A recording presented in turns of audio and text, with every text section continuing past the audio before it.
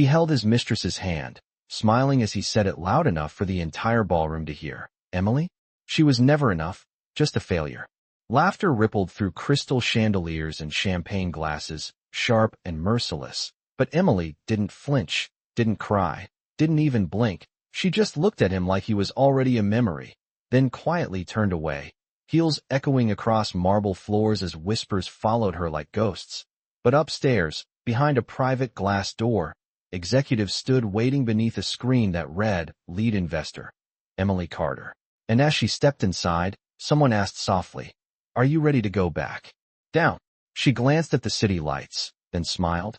Not yet. He held his mistress's hand while calling his ex-wife a failure, and everyone laughed. The words didn't just hang in the air. They cut through the ballroom like a perfectly aimed spotlight, drawing every eye, every smirk, every whisper toward Emily Carter as she stood at the edge of a sea of silk gowns and tailored suits. The soft hum of jazz and the clink of crystal glasses wrapping around her like a performance she hadn't agreed to join. And yet there she was, center stage, uninvited but impossible to ignore, while Daniel Brooks, the man who once promised her forever, stood beneath cascading chandeliers with a confident smile that hadn't changed, his fingers intertwined with Sophia Lane's as if rewriting history in real time, as if 10 years of shared life could be reduced to a single dismissive sentence. And the crowd, polished, powerful, perfectly dressed, responded exactly as expected, with laughter that wasn't loud but was sharp, controlled, the kind that stings more because it tries to sound polite. And Emily felt it, not as pain, not anymore, but as something distant, like hearing a story about someone she used to know, her grip tightening slightly around the small black clutch in her hand, the only sign that her body still remembered what humiliation used to feel like. But her face remained still, her expression unreadable, her breathing slow and measured, because this version of Emily did not break in public. Not anymore, not after everything. And for a brief second Daniel's eyes met hers, expecting something, a reaction, a crack, a confirmation, that he still had power, but she gave him nothing, not even anger, just a quiet, steady gaze that passed over him like he was already irrelevant. And then she turned, heels clicking softly against the marble floor as the laughter faded behind her, replaced by murmurs that followed her exit like trailing smoke. But she didn't rush, didn't shrink, didn't look back, because she knew something they didn't, something Daniel had never bothered to learn. And as she reached the far end of the ballroom, a staff member stepped forward, lowering his voice with quiet urgency. "Ma'am, they're ready for you upstairs." And for the first time that night, something shifted in her eyes, not pain, not pride, but control, the kind that doesn't need to announce itself. And she gave a small nod before stepping into a private elevator tucked behind velvet curtains, the noise of the ballroom dissolving into silence as the doors closed, lifting her away from the world that thought it had already defined her. And when they opened again, it wasn't laughter that greeted her, but a room of executives rising to their feet, a screen glowing at the front with her name in bold letters, "Lead Investor, Emily Carter," and a man in a tailored navy suit approached with a respectful smile. "We've been waiting for you." And she stepped forward without hesitation, the same woman they had just laughed at now standing at the center of a different kind of power, one built quietly, deliberately, far beyond Daniel's reach. And as she glanced briefly through the glass wall overlooking the ballroom below, watching him still bask in borrowed attention, she allowed herself the faintest smile, because for the first time in a long time, she wasn't the one being watched, she was the one deciding when they would all look up. The room upstairs did not hum with shallow laughter or polite applause. It held a different kind of silence, the kind that carried weight, expectation, consequence.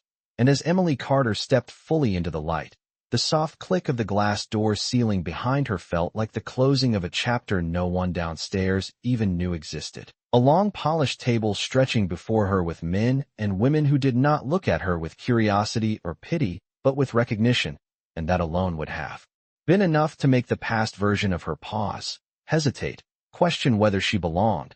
But that version had been left somewhere far behind, somewhere in a life where she measured her worth through someone else's approval.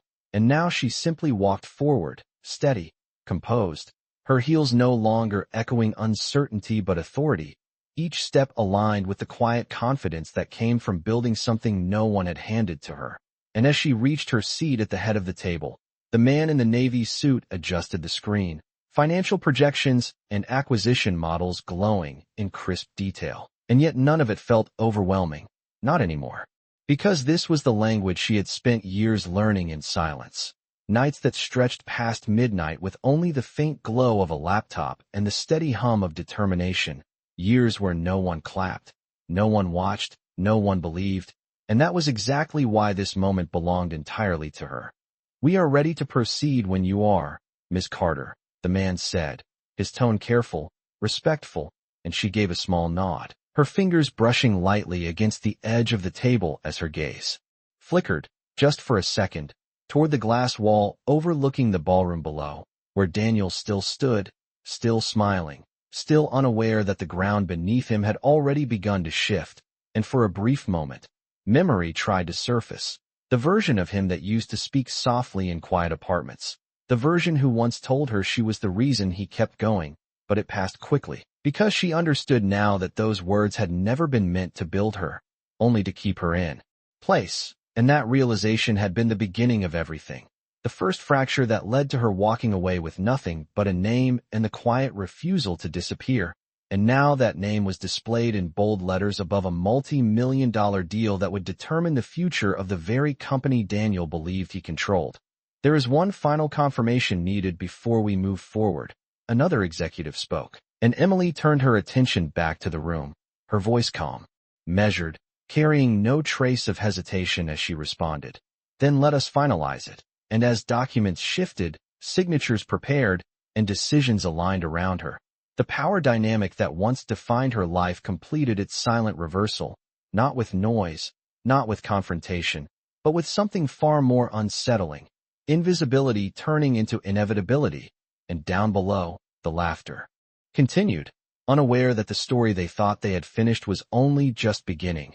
And Emily did not rush, did not announce herself, did not descend yet, because timing, she had learned, was everything. And when she finally chose to step back into that room, it would not be as the woman they remembered, but as the one they would never forget. The final signature landed with a quiet certainty that did not need applause, the kind of sound that only those in the room understood. And as the documents were collected and the screens dimmed, a subtle shift moved through the executives, not relief but alignment, as if an invisible axis had just been set in motion, and at its center stood Emily Carter. No longer the woman who had been spoken about downstairs, but the one decisions now moved around, and the man in the navy suit gave a slight nod, almost imperceptible, yet filled with acknowledgement. "It is done," he said, and those 3 words carried more weight than any speech Daniel had delivered that evening. And for a brief moment the room held still, not because there was nothing left to say, but because everything that mattered had already been decided. And Emily allowed herself a slow breath, not of release, but of completion, the kind that comes when a long, unfinished sentence finally reaches its end.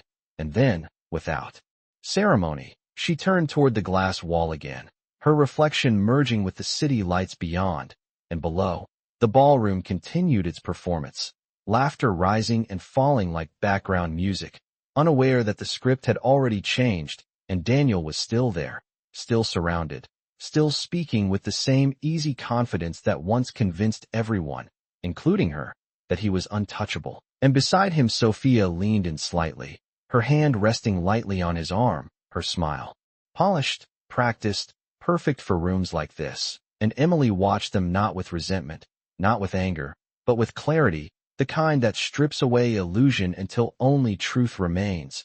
And the truth was simple: he had never been the source of her worth, only the limit she once accepted, and now even that limit was gone. "They are expecting you downstairs for the announcement," another voice said gently from behind her, and she turned, meeting their gaze with quiet composure. "Then let us not keep them waiting," she replied, and there was something in the way she said it, not dramatic, not forceful, but inevitable, like a moment that had been building long before anyone realized it would arrive. And as she stepped toward the door, the same elevator waiting to return her to the ballroom, there was no rush in her movement, No need to rehearse what would happen next, because this was not about proving anything, not to Daniel, not to the crowd, not even to herself. It was simply about presence, about standing in a space that once excluded her and no longer could. And as the doors closed and began their descent, the faint echo of laughter rose to meet her again. But this time it sounded different, distant, almost irrelevant.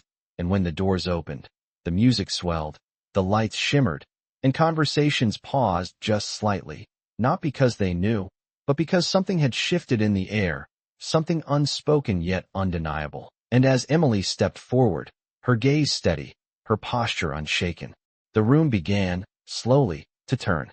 The shift was subtle at first, a pause in conversation, a glance that lingered half a second too long, the kind of ripple that moves through a room before anyone can explain why. And as Emily Carter stepped fully into the ballroom, the sound of her heels meeting marble seemed to land differently now, not as an interruption, but as a signal, and one by one, conversations softened, laughter thinned, and eyes began to follow her path without invitation, drawn not by spectacle, but by something quieter, something harder to ignore.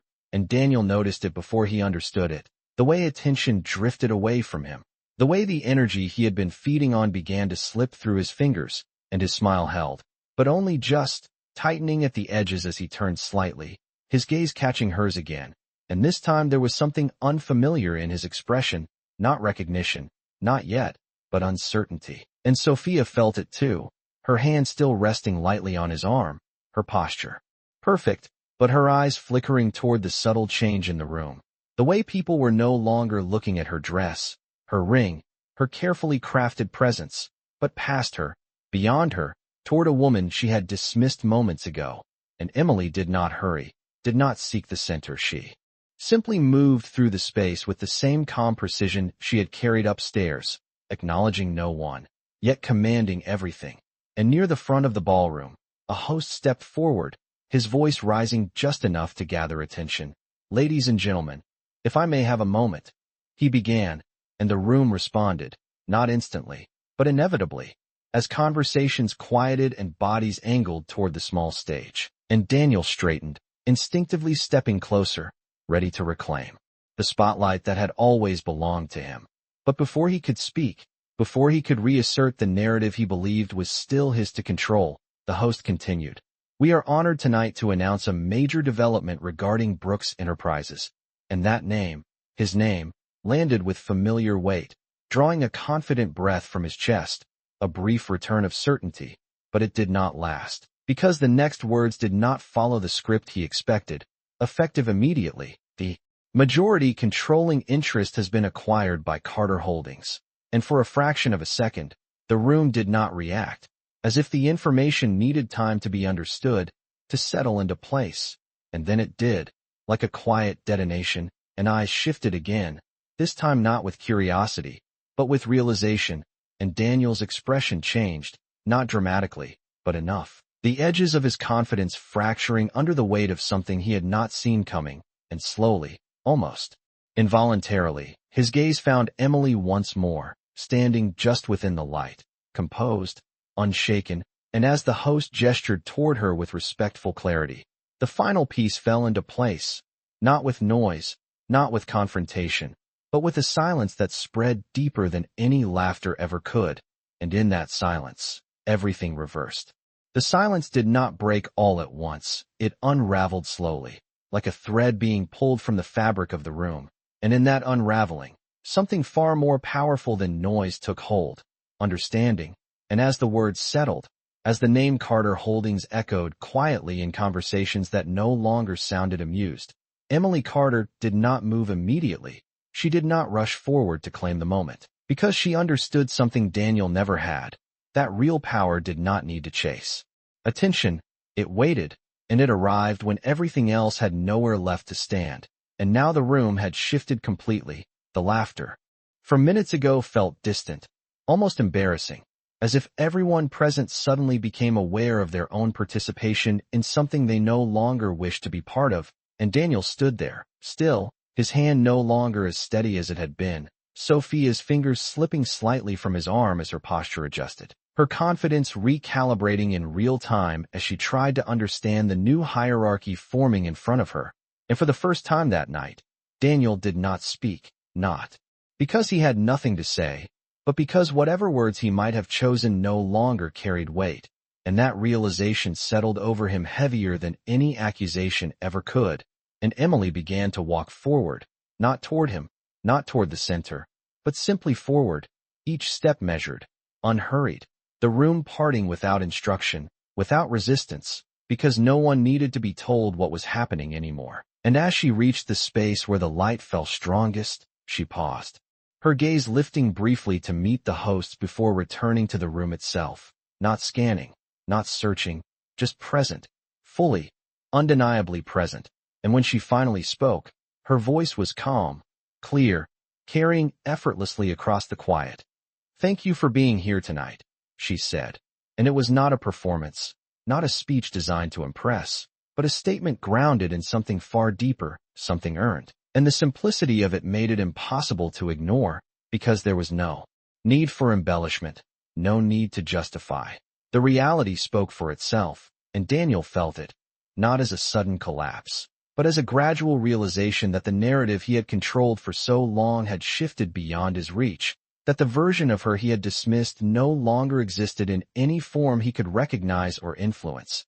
And as their eyes met one final time in that moment, there was no anger in hers, no desire to confront or correct, only a quiet distance, the kind that comes when someone has already moved on long before the other notices, and it was that absence, that lack of reaction, that carried the deepest weight, because it confirmed what he had refused to believe, that she did not need to prove anything to him anymore.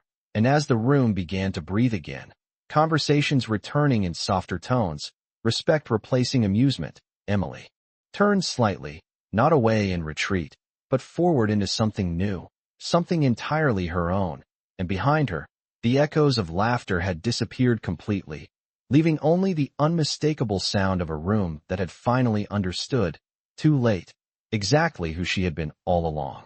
The room did not return to what it had been. It could not, because something fundamental had shifted, not just in ownership, not just in power, but in perception, and Emily could feel it in the way conversations restarted, softer now, more measured, as if every word spoken had to pass through a new filter, one that did not exist before she walked back in. And she moved through it all with the same quiet composure, acknowledging a nod here, a brief greeting there, never lingering, never overextending, because this was not her stage to perform on. It was simply a space she now occupied fully, without question, and behind her, Daniel remained where he stood, though the space around him had begun to thin.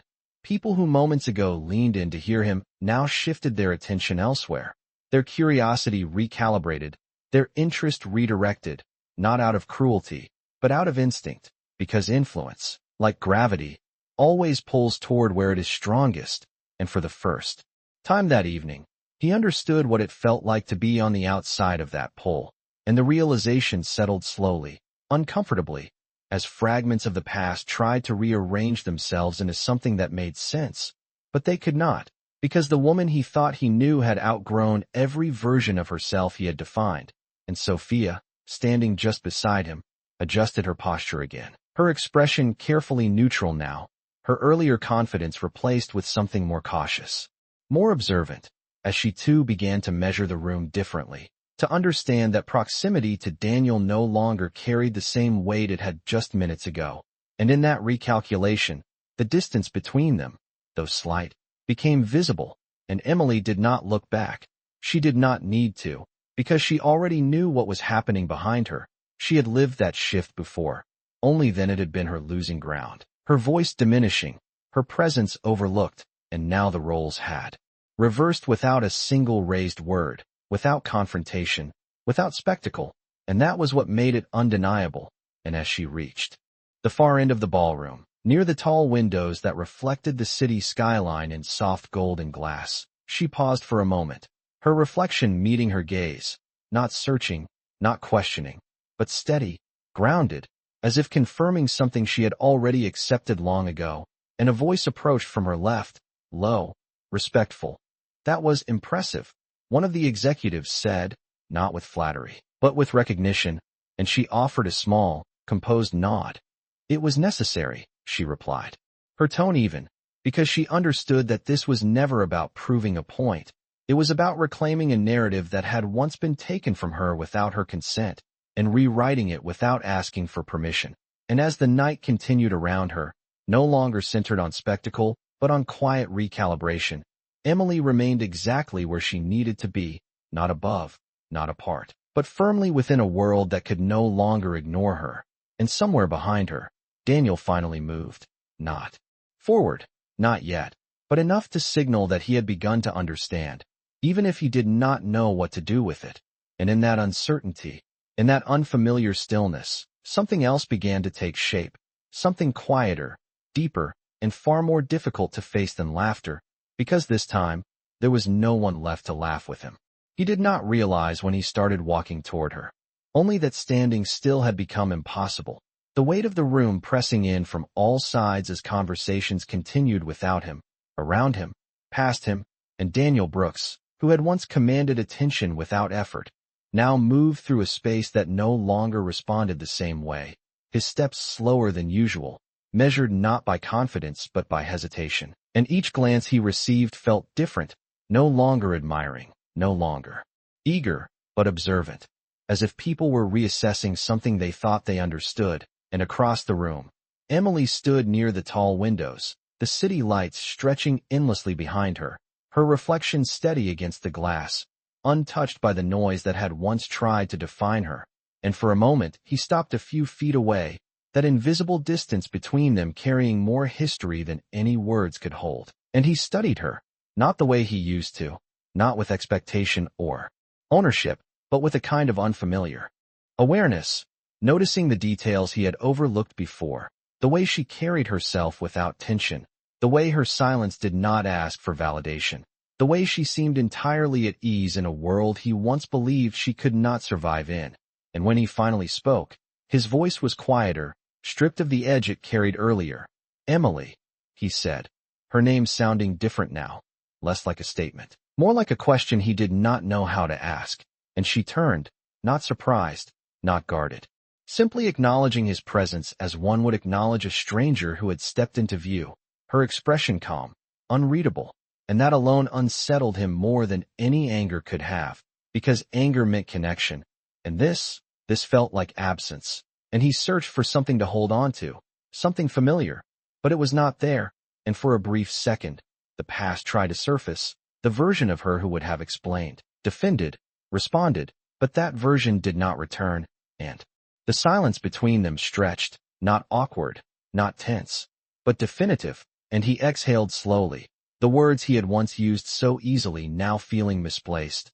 "I did not know," he said finally, though even as he spoke it, he understood how little it mattered, and Emily's gaze did not shift, did not soften, it simply remained, steady and distant in the same breath, and when she responded, her voice carried no weight of accusation, no trace of what had been said earlier, only clarity. "You did not need to," she said, and the simplicity of it landed harder than anything else, because it removed him entirely from the equation, and for the first time, he understood that this was never about what he knew or did not know.